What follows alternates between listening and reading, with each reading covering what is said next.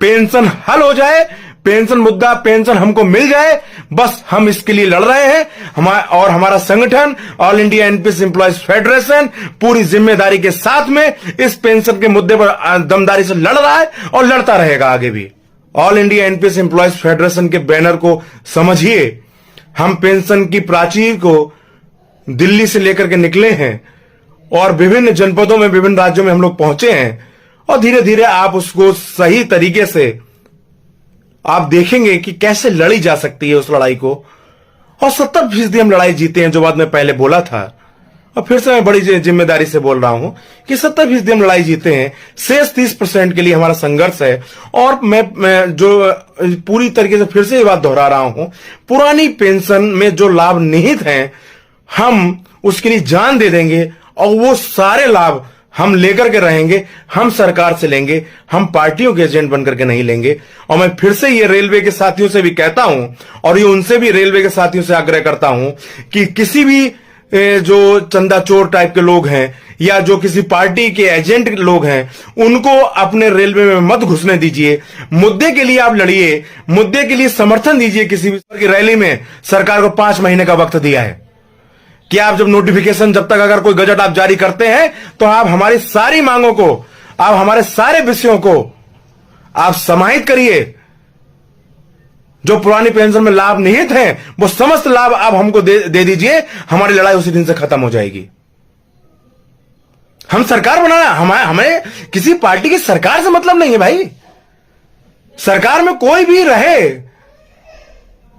कर्मचारियों का काम, संगठनों का काम, कर्मचारियों के हित में अगर मुद्दे आप लाएंगे तो आपके लिए वाहवाही, अगर कर्मचारी के विरोध में रहेंगे तो आपके लिए हम सड़क पे उतरेंगे, आंदोलन करेंगे। लेकिन किसी पार्टी के लिए वह काम नहीं कर पाएंगे भाई। ये पूरी तरीके से गलत है।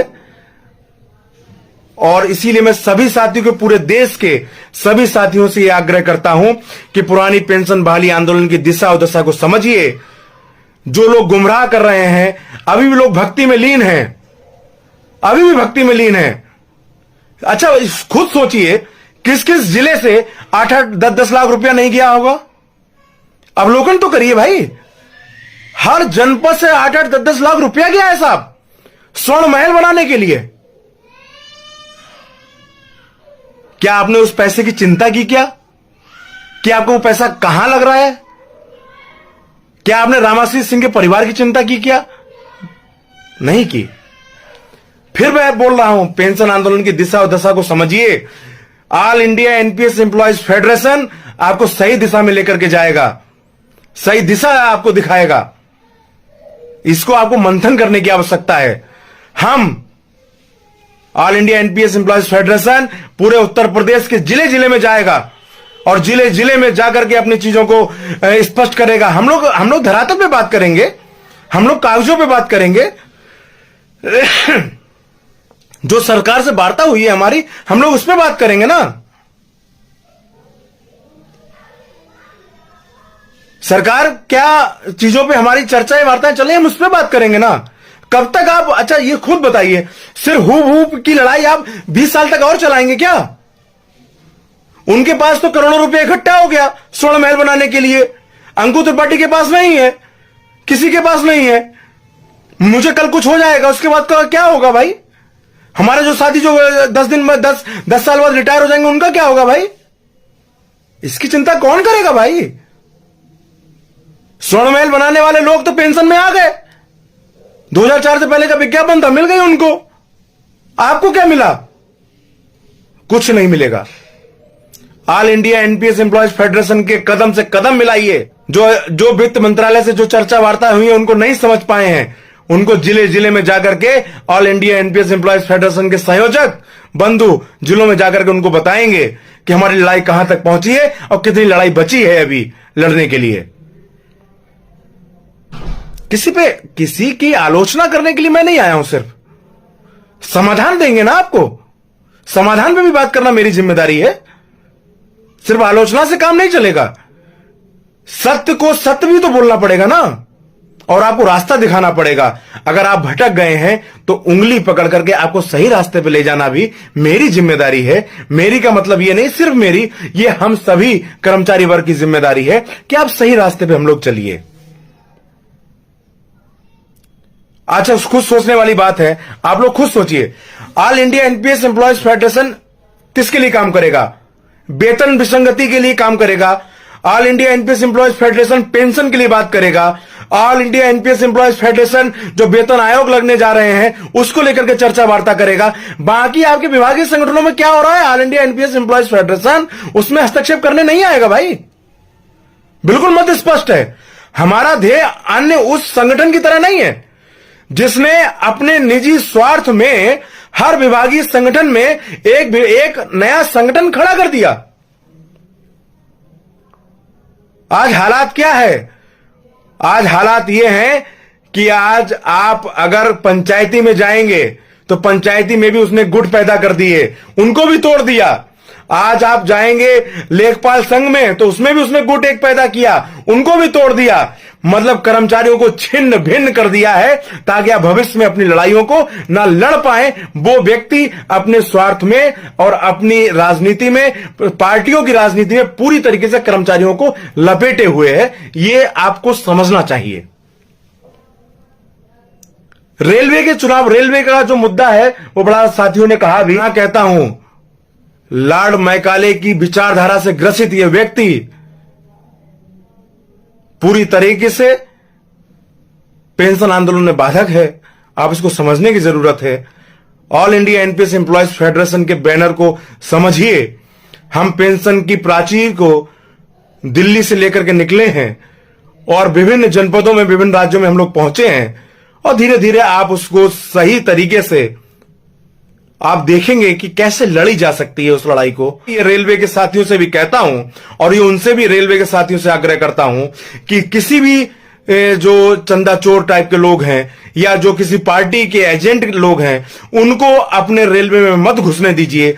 मुद्दे के लिए आप लड़िए, मुद्दे के लिए समर्थन दीजिए किसी भी संगठन को, लेकिन एक बाहरी आयातित व्यक्ति को अपने यहाँ की राजनीति में इन्वॉल्व मत होने दीजिए, क्योंकि ये सिर्फ और सिर्फ विघटन का काम करेंगे और कर्मचारियों का दोहन करने का काम करेंगे। बाकी शेष इनके पास कुछ भी नहीं है।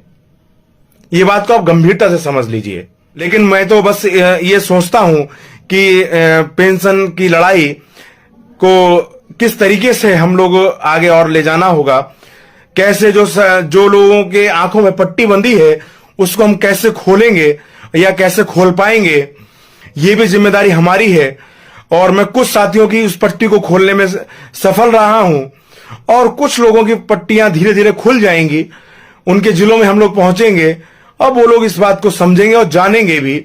आज नहीं तो कल सवेरा होगा, सूरज निकलेगा और जो लोग गंदगी से सराबोर हैं, जो आंदोलन को खराब कर रहे हैं और जो पेंशन को सिर्फ स्वार्थ सिद्धि के लिए बने हुए हैं, एमएलसी और राज्यसभा सांसद के टिकट पर जो लोग लड़ रहे हैं, उन लोगों के लिए मंसूबे हमारे सामने आएंगे और आपके लिए एक ही विकल्प निकल करके आएगा, सिर्फ और सिर्फ all India NPS employees federation का बैनर।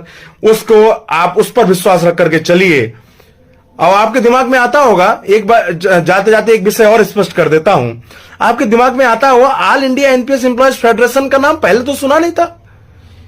ये अंकुर त्रिपाठी ये क्या नया तमाशा लेकर के आ गया जो है ये all India NPS employees federation का नाम लेकर के बोल रहा है। बैनर नया हो सकता है, काम करने वाले लोग वही हैं जो पहले दिन से उस आंदोलन को लेकर के चले थे, लेकिन उस आत्ममुग्ध व्यक्ति ने और उस चंदा चोर और उस चाटुकार व्यक्ति ने, पार्टियों के एजेंट ने, हम जो अच्छे लोग थे, जो पेंशन के हित में लड़ना चाहते थे, जिन्होंने पार्टियों की एजेंटगिरी स्वीकार नहीं करी, उन सबको निकाल करके उसने बाहर कर दिया। तो मजबूरी है कि पेंशन की लड़ाई ईमानदारी से लड़नी तो है ही। ईमानदारी जब का भाव अगर मन में है तो हमें उन लोगों को भी आप सामने लाना पड़ेगा जो बेईमानी के भाव लेकर के चल रहे हैं। तो ये हमारी जिम्मेदारी थी। तो इसीलिए all India NPS employees federation का बैनर आप लोगों के समक्ष आया है और ये छोटा मोटा बैनर के रूप में नहीं है। हम लोगों ने निरंतर सरकार से वार्ता हम लोग कर रहे हैं। प्रधानमंत्री महोदय से भी हमारी वार्ता इन विषयों पे हुई थी और उस अन्य चीजों पे भी हम लोग चर्चा वार्ता कर रहे हैं। और आने वाला दौर आप लोग देखेंगे। फिर से एक बात कह करके जाऊंगा, एक बात अपनी बात में फिर से जोड़ रहा हूं, no vote for OPS, only fight for OPS. सिर्फ ओपीएस के लिए फाइट करना है, किसी पार्टी के एजेंट बनकर के काम नहीं करना है। Fight for OPS only, not vote for OPS. Vote for OPS कर्मचारियों का नुकसान करता है।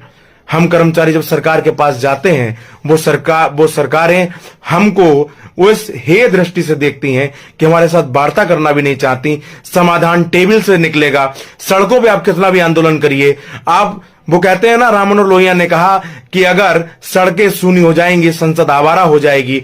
सड़कों को आप भरा रखिए, संसद को जगाते रहिए। संसद आपको वार्ता के लिए बुलाती रहे। टेबल पे वार्ता होगी, नेगोशिएशन होंगे, चर्चाएं होंगी, समाधान निकलेंगे।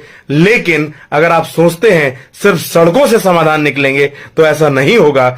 समाधान के लिए टेबल पे बैठना पड़ेगा और उस टेबल पे प्रधानमंत्री होंगे, तभी समाधान निकलेगा, तभी हम अपनी बात को दमदारी से कह पाएंगे। सिर्फ और सिर्फ फाइट फॉर ओपीएस लेकर के चलिए।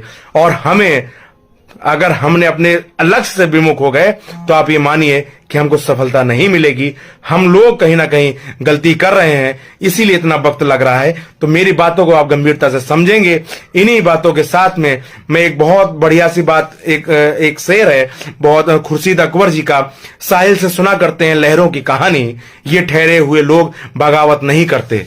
बगावत वही लोग करते हैं, सच को सच वही लोग कहते हैं जिनमें ये सामर्थ्य होती है स्वीकार कर पाने की, जो ऊपर से लेकर के नीचे तक किसी भी एक रुपए के देनदार नहीं है, जो ईमानदारी से अपनी लड़ाइयों को लड़ते हैं और लोगों के लिए जान दे देने के लिए तैयार रहते हैं। ऐसा हमारे संत कुमार की वही चिर परिचित पंक्तियां मैं आपको दोहराता हूं, जो मैं सदैव मेरे लिए प्रिय हैं और मैं सदैव वो बातें कहता हूं और लोगों के बीच में रखता भी हूं। इस नदी की धार में ठंडी हवा आती तो है, नाव जर्जर ही सही लहरों से टकराती तो है। एक चिंगारी कहीं से ढूंढ लाओ दोस्तों, इस दिए में तेल से भीगी हुई बाती तो है। बहुत बहुत धन्यवाद, बहुत बहुत आभार। आपने हमको इतना समय दिया और सुना। आपसे एक आग्रह रहेगा कि आप इस संदेश को बहुत से अधिक शेयर करिए, सभी ग्रुपों में भेजिए, क्योंकि ये पेंशन आंदोलन के लिए बहुत आवश्यक है। जल्द ही नए विषयों के साथ में, नए मुद्दों के साथ में, नए खुलासे के साथ में, साक्ष्यों के साथ में आपके बीच में आऊंगा। इन्हीं बातों के साथ जय हिंद, विजयताम भारत माता, जय शिक्षक, जय कर्मचारी।